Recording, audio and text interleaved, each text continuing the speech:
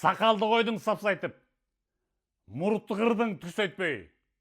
Демек, сүннөткө соответствовать эт да, шариятыңды сакта да, жүрөгүңдү таза сакта да, иманыңды корго да. Эмнеге сен алдап жүрөсүң я? Эсенали Уланбек Кубанычбекович, 55 жашта.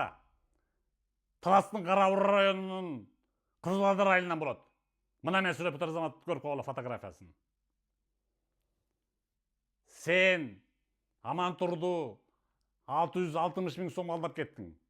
Аудисин айдап кеттің. Мына акчасын бере калам. Жакын арада чукуларда деп туруп. Мен сүрөп отурсам видеоң да чыгат мына. Видеоң чыгат, ана фотографияң чыгат. Ошентип ошондо бери бербей келатасың, тилемизип келатасың, бүтпөгөн убадалар берип кетасың. Мусулманга не соответствует, эртең дейсиң, бүрсүгүн дейсиң, аягында башка өчүрүп качтың соткаңды. Болбойт бул. Андыктан тез кайтарып койгон, тоңбо. Болбосо могу видео алынбайт. Уят болуп тура бересиң. Тез кутулуп койду Амантурдан. Күтүп алат сени. Мына көрүп кал ошону. Амантур байкеге ошо машинаны фотомду коюп, анан 115 000 алып атам сомду. Иншалла буюрса бир 20 күндөн кийин берем. Мына берде байкебиз, таксыр байкебиз фотомдун документин аткычын иштеп атат.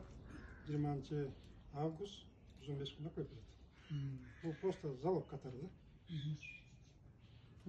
Все, рахмат.